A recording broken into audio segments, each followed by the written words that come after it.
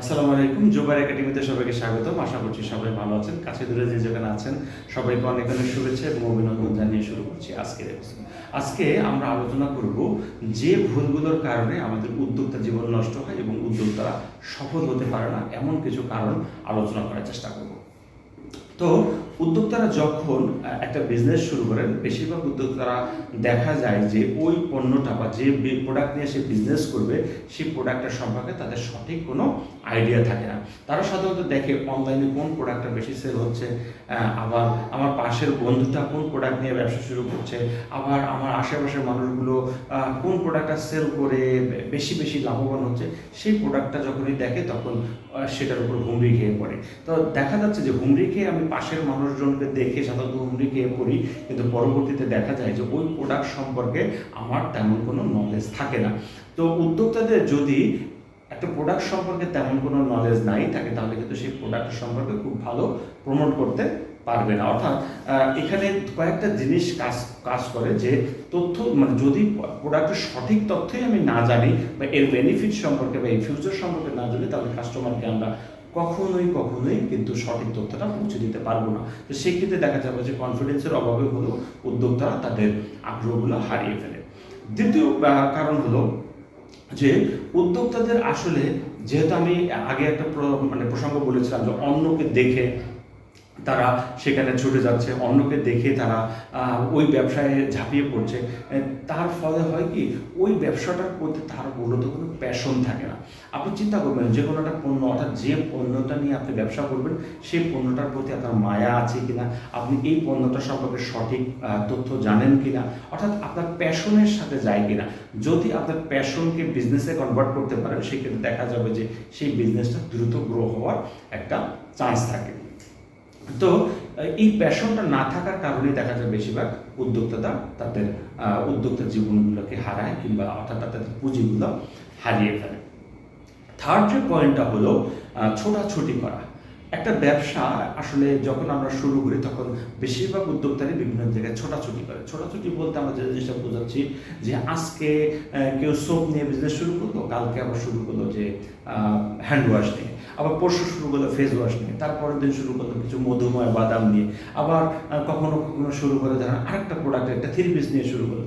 এই যে hair on their ঘোরাফেরা বা এইভাবে ছোটাছুটি করে, এই ছোটাছুটির কারণে হয় কি যে সঠিকভাবে একটা বিজনেসে কখনোই সে ফোকাস করতে পারে না। আপনি যখন একক একটা পণ্য নিয়ে ব্যবসা করবেন তখন দেখা যাবে যে আপনার ধ্যান জ্ঞান চিন্তা ভাবনা, আপনার নলেজ সব কিছু ওখানে গ্রো হবে। যখন আপনি মাল্টি জায়গায় ব্যবসা করার চেষ্টা করবেন তখন দেখা যাবে যে আপনাকে মাল্টি জায়গাগুলোতে স্কিল হতে হবে। যদি আপনার পেজে যদি 5টা প্রোডাক্ট নিয়ে আপনার ব্যবসা শুরু করেন, তাহলে 5টা প্রোডাক্ট সম্পর্কে আপনাকে নলেজ গেদার করতে হবে, সেই সম্পর্কে আইডিয়া জেনারেট করতে হবে, তারপরে মার্কেটিংয়ের স্ট্র্যাটেজি সাজাতে হবে। তাহলে যদি 5টা প্রোডাক্ট থাকে তাহলে 5 জায়গায় আপনাদের ব্র্যান্ডগুলো কনভার্ট হয়ে যাবে। ফলে হয় কি কোনো জায়গাতেই সঠিক ফোকাস না হওয়ার কারণে কোনো জায়গাটাই বড় হয় না। আমরা নতুন নতুন পণ্য আমাদের ব্যবসায় অ্যাড করবো তখনই যখন আমাদের একটা পণ্য এস্টাবলিশড হয়ে যাবে। আমরা ধরেন আমরা এখন সাবান নিয়ে যখন ব্যবসা শুরু করবো, সাবানটা মোটামুটি এস্টাবলিশড হয়ে যাবে, তখন একটা ফেস প্যাক অ্যাড করতে পারি, তারপর একটা হেয়ার অয়েল অ্যাড করতে পারি, তারপরে আমরা একটা শুটিং জেল অ্যাড করতে পারি। এই ধরনের প্রোডাক্টগুলো কিন্তু আমরা আস্তে আস্তে অ্যাড করবো। কিন্তু সব যদি একসাথে নিয়ে আমরা শুরু করি তাহলে দেখা যাবে যে কোনো জায়গাতেই আসলে ফোকাস দেওয়া হয় না, এবং এই ফোকাস না দেওয়ার ফলে দেখা যাবে যে কোনো ব্যবসাটাই এখানে সাকসেস হয় না। আরেকটা পয়েন্ট হচ্ছে দ্রুত সফল হওয়ার মানসিকতা। আসলে পৃথিবীতে কোনো শর্টকাট ওয়ে নাই যে শর্টকাট ওয়েগুলোর মাধ্যমে খুব সহজেই বড়লোক হওয়া সম্ভব, কিংবা শর্টকাট কোনো ওয়ে নাই যার মাধ্যমে খুব সহজেই পয়সা ইনকাম করা সম্ভব। প্রতিটা সফল ব্যক্তির পিছনেই রয়েছে অনেক ব্যর্থতার গল্প, যে গল্পগুলো আমরা দেখি না। আমরা কেবলমাত্র সফলতা শুনতে পছন্দ করি, সফলতা দেখতে পছন্দ করি, কিন্তু এই একটা সফল বিজনেসের পিছনে কত যে ব্যর্থতার গল্প থাকে এগুলো কিন্তু আমরা কখনো দেখি না বা দেখার চেষ্টা করি না। তো এখানে আমি যে জিনিসটা বোঝাচ্ছি যে আমরা খুব সহজেই বড়লোক হওয়ার চেষ্টা করি, অর্থাৎ আমরা চাই 2 মাসে একদম 6 লাখ করে ফেলবো সব কিছু, 3 মাসে একদম সব বেচে শেষ করে ফেলবো, প্রথম মাসে হাজার হাজার টাকা ইনকাম করবো। বিষয়টা কিন্তু ব্যবসা এরকম না। ব্যবসাগুলো থেকে শিখতে হয়, ব্যবসার কোনো নির্দিষ্ট থিওরি হয় না, ব্যবসার কোনো নির্দিষ্ট রুলস হয় না। হ্যাঁ, একটা রুলস আছে, সেটা হলো এরকম না যে আমাকে ওই রুলস মতো আগাতে হবে, আপনাকে থেকে শিখতে হবে। থেকে শেখা মানে হলো আপনি আসলে জানেন না ভবিষ্যতে আমার কি প্রবলেম হতে পারে, ভবিষ্যতে যে কোনো কিছু আমার সামনে আসতে পারে, বিভিন্ন প্রকার বিপদ আসতে পারে। এই যখন যে বিপদটা আসবে তখন সেই বিপদটা ওভারকাম করে সামনে এগিয়ে যাওয়ার নামই হলো ব্যবসা। কখনো কখনো সেল আসবে, কখনো সেল আসবে না, কখনো আপনি অনেক চূড়ায় উঠে যাবেন, কখনো অনেক নিচে থাকবে। এই যে এই মানসিকতা বা এই উপরে উত্থান বা পতন, এই মানসিকতা আপনাকে মেনে নিতে হবে। ব্যবসা এরকম না যে আসলে আর হাজার হাজার পিস সেল হয়ে গেল, হাজার হাজার লাভ করলেন। যদি এতটা সহজ হতো তাহলে সবাই কিন্তু সব চাকরি বাকরি সব কিছু বাদ দিয়ে ব্যবসায় ঝুঁকে পড়তো। আসলে ব্যবসা হলো টিকে থাকার একটা বিষয়, থেকে শেখার একটা বিষয়। যখন আপনি টিকে থাকতে পারবেন, অর্থাৎ যে কোনো ব্যবসা শুরু করে আপনাকে কমপক্ষে 1 বছর আপনাকে মার্কেটে টিকে থাকতে হবে, অর্থাৎ 1 বছর আপনাকে সেটা সেল করার চেষ্টা করতে হবে। এবং এই সেল করতে গিয়ে আপনি বিভিন্ন সময় বিভিন্ন প্রকার প্রবলেমও ফেস করবেন বা প্রবলেম করবেন। এই প্রবলেমগুলো ওভারকাম করে আপনার ব্যবসাটাকে আবার সামনে নিয়ে এগিয়ে নেওয়ার নামই হলো মূলত ব্যবসা। অর্থাৎ মানে সময় বা পরিস্থিতি আপনাকে বলে দিবে কখন কি করতে হবে। তো সেজন্য এখন যদি আমরা ওভার থিঙ্ক করি তাহলে দেখা যাবে যে ভবিষ্যতে আমাদের আসলে ব্যবসা ওরকমভাবে করা হবে না। তো যাই হোক, আমরা যে প্রসঙ্গে ছিলাম সেটা হলো যে আমাকে একটা নির্দিষ্ট একটা ব্যবসা করতে হলে আমাদের শর্টকাটে বড়লোক হওয়ার চিন্তা করা যাবে না।